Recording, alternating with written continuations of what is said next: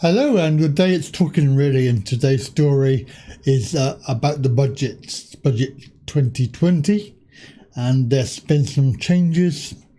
The Chancellor announces that there's changes to ESA and Universal Credit.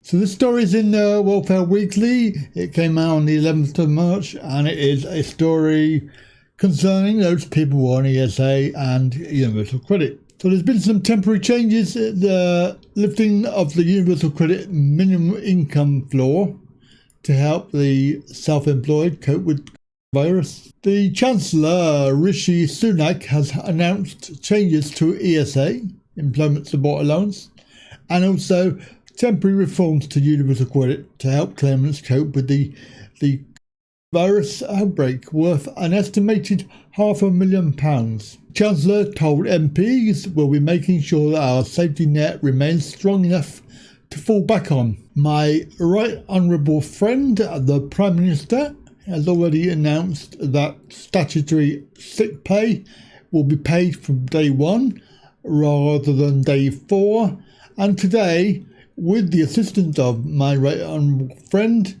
the Works and Pension Secretary, I can go further. Statutory sick pay will be also available for all of those who are advised to self-isolate, even if they haven't yet presented with symptoms. And rather than having to go to the doctors, you will soon be able to obtain a sick note by contacting 111. But of course, not everyone is eligible for statutory sick pay. There are millions of people working hard who are self-employed and in the gig economy.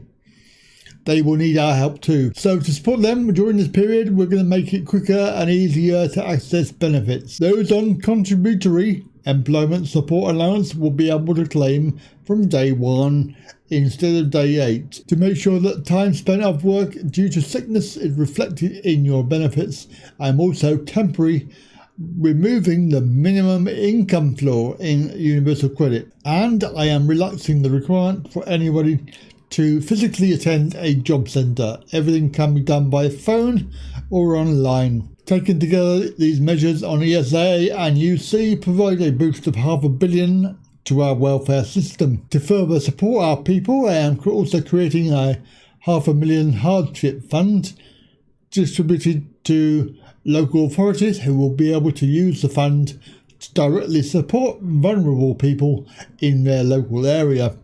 So in total, that's a £1 billion commitment to support the financial security of our people. Responding to the Chancellor's budget, David Sampson, welfare benefits specialist at Turn to Us, said 1 in 5 people in the UK live in poverty, and many of today's budget announcements go some way in acknowledging this.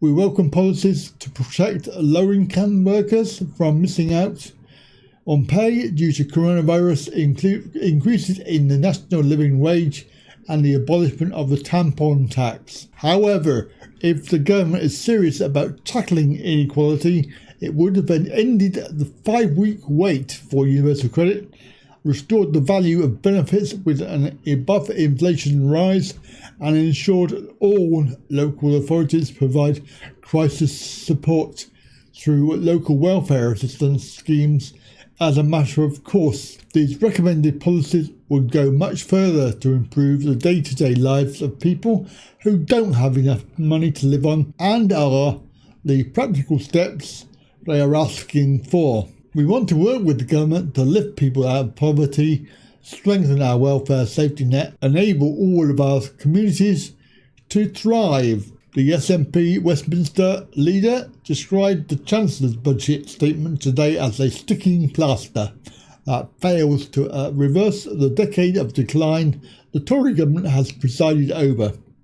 Far from reversing the brutal impact austerity has had on our society, the UK government is simply carrying on regardless. It failed to halt the rollout of the flawed Universal Credit. Another video on that in a moment. Failed to scrap the cruel 2-child limit and rape clause.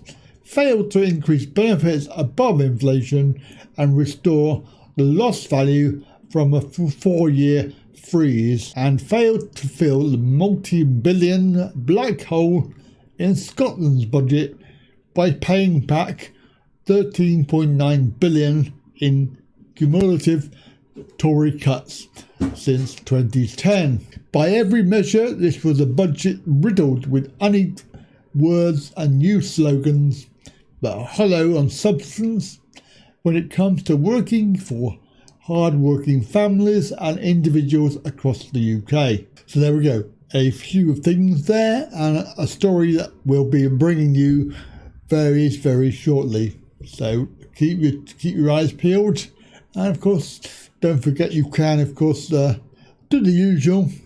Click the button down the bottom, subscribe, like, share, and of course, comment down below. And have a good day. I'll catch you again. Bye for now.